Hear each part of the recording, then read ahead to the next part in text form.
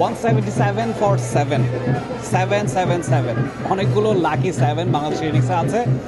Captain Liton Das he also scored 76।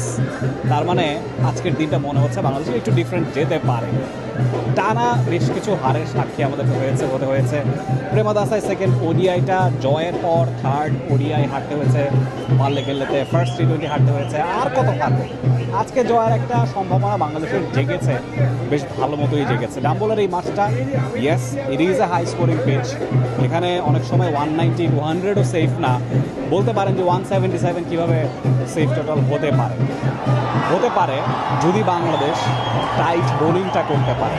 যে ব্যাটিংটা করেছে লিটন দাস 76 রানের ইনিংস খেলেছেন, 150-র বেশি স্ট্রাইক রেটে। শামীম পাটোয়ারি 48 রান করেছেন, তার স্ট্রাইক রেটটা 170-রও বেশি। এবং আমার কাছে মনে হচ্ছে বাংলাদেশ এই ধরনের ব্যাটিং যদি রেগুলার বেসিসে পুরো সিরিজ জুড়ে করতে পারতো, অন্তত লিমিটেড ওভার ক্রিকেটে, তাহলে সিনারিওটা ডিফারেন্ট হলেও হতে পারত। ক্যাপ্টেন লিটন দাসের পারফরমেন্স নিয়ে অনেকদিন ধরেই কথা হচ্ছিল, একের পর এক সিঙ্গেল ডিজিট স্কোর ডাক তার সাক্ষী হচ্ছিল। অবশেষে তিনি ঘুরে দাঁড়িয়েছেন এবং দুটো বড় জুটি তিনি গড়েছেন। 69 রানের জুটি তিনি গড়েছেন তাহিদ হৃদয়ের সঙ্গে। তাহিদ হৃদয় আজকে একটা ব্রিলিয়ান্ট ইনিংস খেলেছেন। হ্যাঁ, স্ট্রাইক রেটটা শামীম পাটোয়ারি বা লিটন দাসের মতো অত ইমপ্রেসিভ না, কিন্তু প্রয়োজন অনুযায়ী একদম দলের ডিমান্ডটা তিনি মিটিয়েছেন। একটা জুটি গড়েছেন এবং শুরুর যে ধাক্কা 7 রানে 1 উইকেট, 8 রানে 2 উইকেট, সেই ব্রাজিল আর বার্সেলোনার যে গোল, সেটার কথা আমার সহকর্মীরা বলছিলেন, সেটা মনে করে দিচ্ছিল, সেই ভীতি কেটেছে।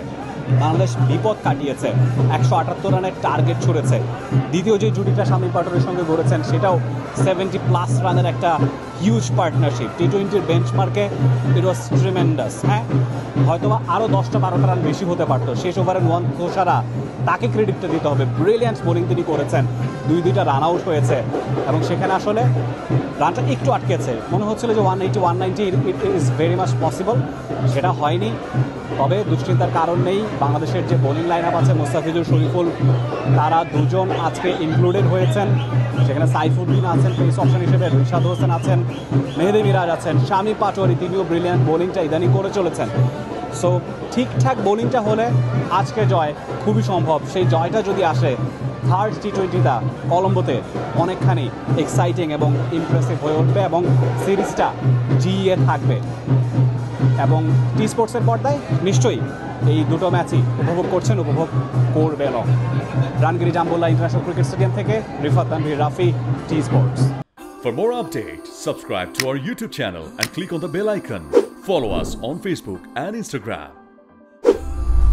Download T-Sports app to enjoy exciting games and highlights.